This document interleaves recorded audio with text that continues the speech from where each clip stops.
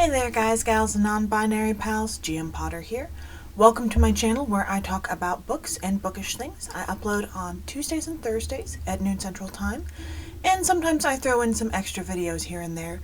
Like this month is October, so we're doing spooky season, and come December I'll be doing my year-end wrap-up. And today we have a book that I was very excited for that did not live up to the hype, and that is Jawbone by Monica Ojeda, translated by Sarah Booker.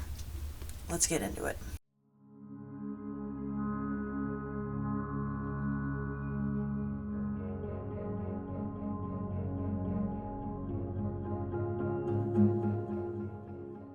So, coming in with the book blurb, we have Fernanda and Annalise are so close they are practically sisters.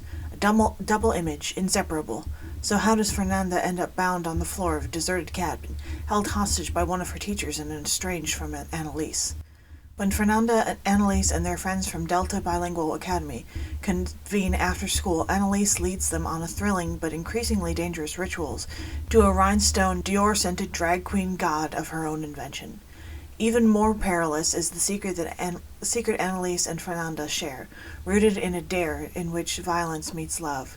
Meanwhile, their literature teacher, Miss Clara, is obsessed with imitating her dead mother, struggles to preserve her deteriorating sanity.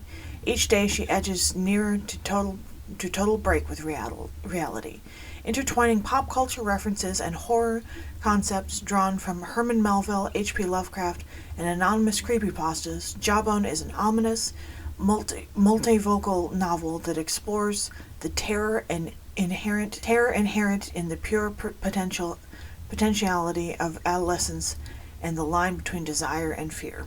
This book is 264 pages. It came out in 2018 originally. The author is from Ecuador, though it was originally published in Spanish, and I'm trying to give it a lot of leeway because it is a translated work. It is, it's not originally in English. There are things that I'm just not going to understand culturally. But my biggest concern with this is we have these big, angry, multi-page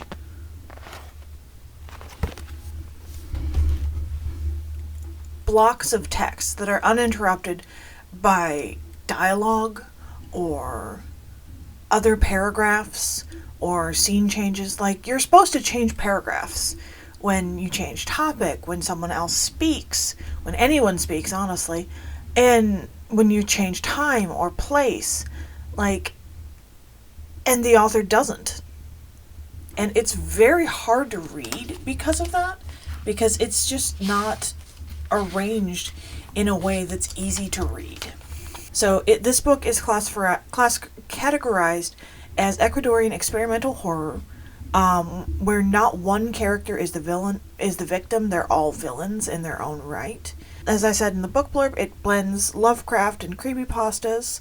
I found there to be a healthy dose of Freud, that there's a lot of psychology and a lot of pop psychology, actually, in this book. And another gripe I had with this book is, instead of describing things using adjectives or using descriptors or anything, she just inserts pop culture references, which this book came out in 2018, so it's already very dated.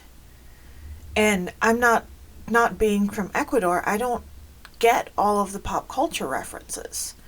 So instead of saying, I don't know, the curtains were as blue as the sea after a storm, or something to give you something universal, we've got something very specific that bars entry into the book. I have in my notes, this is a fever dream of abduction and interrogation by a madwoman. It's hard to read, it's confusing, lurid, and weird. I don't mind a weird book if it's weird to a point that makes sense. If the weirdness advances the plot, if the weirdness is just a quirk of the author. This felt like it was weird just to be weird. How do I explain this? It felt like the author was trying so hard to do something that she forgot to write the book in places. And the big angry blocks of text made this very confusing to read. It's lurid and it's creepy in a sexual way. There's a scene where one of the characters Frenches her dead mother, which I felt didn't need to be in the book. It does have interesting themes in that it's an exploration of the human mind and psyche and religion and cults, because they're kind of forming their own cult around this rhinestone drag god. Like, I just had such high hopes for this book. Like, it's experimental horror. Usually I really enjoy experimental horror. It's horror, which I genuinely like. This book is... pop culture references and cliches are what hold it together. Like, I couldn't even tell you the plot accurately because I was so distracted by trying to figure out what the hell the author was trying to say with all of this nonsense and foolishness of honestly what felt like lazy writing. Because instead of creating something herself, she just put in other people's work. And it felt like it was... It felt very lazy. It felt borderline plagiaristic in that she's using she's using other people's ideas and other people's words to, in her book, as a way of showing relatability to these teenage characters. And I realized that people talk in cliches and pop culture references in everyday speech. There's a Star Trek episode. Darnak is the name of the episode, and it's Darnak and Jalad at Tanagra, and Captain Picard has met this group of aliens that communicate through pop culture and historical references, and that was done really interesting because he's an outsider to this culture. He doesn't know the pop culture and historical references, and so he's got to learn what they are to communicate with this other being. And so that was doing... I think that episode was doing what this book is trying to do, but it was creating its own pop culture references out of whole cloth, whereas this one just stole them. I don't know, I wanted to like this one. It's a National Book Award finalist. It's supposed to be, like, a lot of people love this book. It's got, as of recording this, it's got a 3.69 on Goodreads. I, of course, gave this 1 star because I couldn't get into it. I couldn't follow it. I couldn't... Like, this book made me feel stupid because I had such a hard time reading it that I was having to go back and reread passages and being like, did that make sense, or am I just dumb? And no, that just didn't make sense.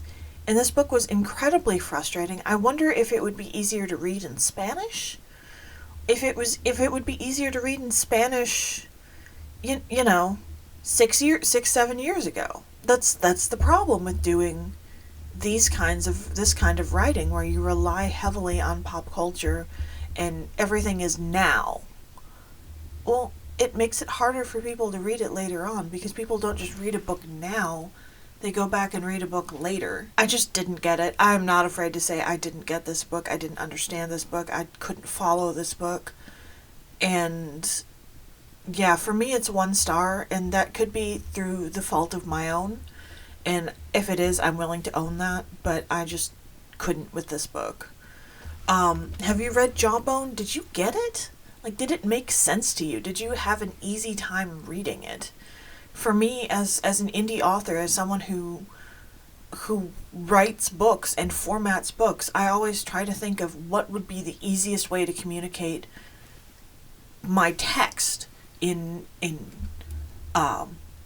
font choice, in syntax, in just the layout of my paragraphs and things, and I feel like the author did a disservice by doing this book this way. I'd love to know what you have to say about this book. If I'm totally wrong, please let me know. If I'm way off base, please let me know. And yeah, I'll see you in the next one. Bye.